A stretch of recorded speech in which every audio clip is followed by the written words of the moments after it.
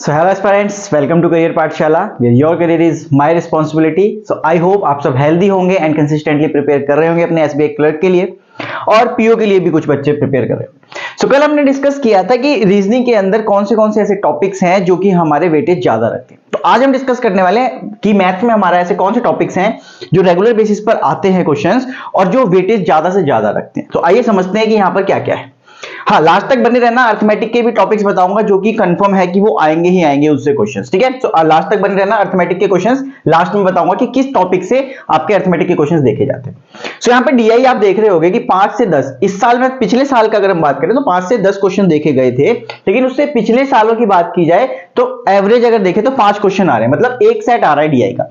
अब आप कहोगे सर एक सेट में कैसे काम होगा? तो बच्चों देखो, एक सेट में ऐसे काम होता है यहाँ पर कि यहाँ पर सिंप्लीफिकेशन और अप्रोक्सीमेशन जो है वो 10, 12, 15 तक चली जाती है। तो क्वेश्चन कहीं ना कहीं तो एडजस्ट होंगे, तो यहाँ पे 5 ही क्वेश्चन रह जाते हैं मैक्सिमम, मतलब आप एवरेज देखो तो 5 ही क्वेश्चन मिलेंगे।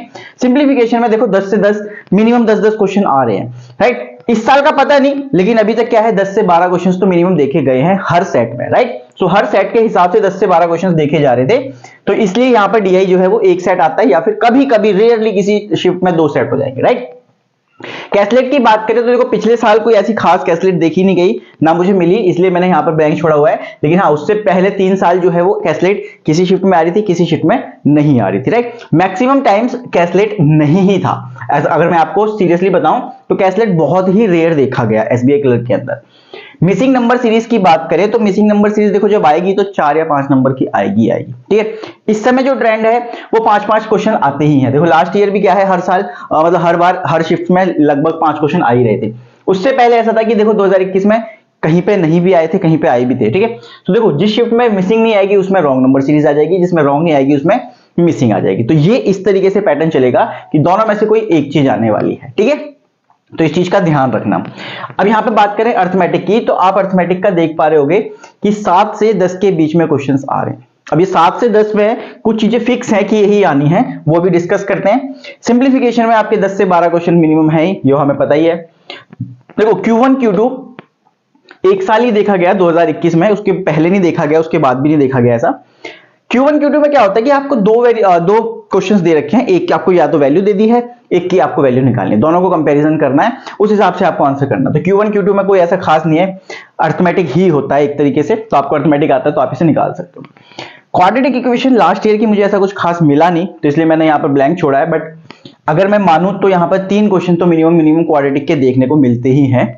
पिछले साल का मुझे कुछ मिल नहीं पाया, इसलिए मैंने यहाँ पर ब्लैंक छोड़ दिया। बट अगर आप उससे पहले की देखो तो 3 क्वेश्चंस तो मिनिमम आ ही रहे थे, तो 3 क्वेश्चन का आप वेटेज वहां पर मान सकते हो। तो देखो मेजरली क्या है आपका सिंप्लीफिकेशन, क्वाड्रेटिक और यहां पर डीआई और मिसिंग और या रॉन्ग नंबर सीरीज में से, यहीं से आपके 20-22 नंबर बड़े प्यार से बन सकते हैं। अब बात करते हैं अर्थमेटिक पे कि अर्थमेटिक में भी तो कोई टॉपिक्स होंगे जो कि यार फिक्स होंगे कि हाँ यहां से आएगा ही या नहीं आएगा। देखो तो कुछ ऐसे टॉपिक्स हैं जो अर्थमेटिक में वेटेज रखते ही रखते हैं, जैसे SICI एक क्वेश्चन कंफर्म है, पार्टनरशिप एक क्वेश्चन आएगा, ठीक है। पार्टनरशिप एक एवरेज या एज, दोनों में से कोई एक चीज आएगी ही आएगी। ट्रेन या बोट, कुछ ना कुछ आना ही है। टाइम एंड वर्क या पाइप एंड सिस्टम, दोनों में से कोई एक चीज आएगी। तो ये 4-5 टॉपिक्स ऐसे हैं जो आपके फिक्स हैं।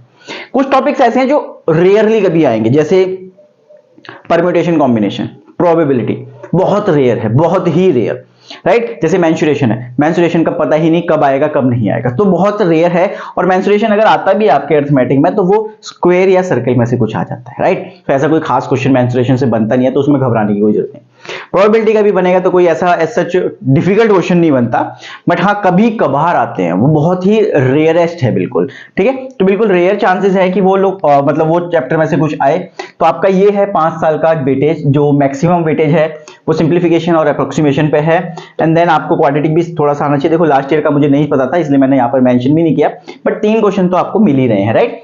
तो आप सिंप्लीफिकेशन पे ध्यान दो, क्योंकि आपके कुछ दिन बचे हैं, तो आप simplification, missing and wrong and DI पे मेजरली फोकस करो। तो यहीं से आप 25 नंबर बड़े प्यार से बना लोगे बच्चों, ठीक है। तो कल डिस्कस करते हैं इंग्लिश में क्या क्या टॉपिक्स हैं जो आपके वेटेज कैरी करते हैं। तो मिलते हैं कल, तब तक अपना ध्यान रखें एंड कंसिस्टेंटली प्रिपेयर करते रहें। Thank you.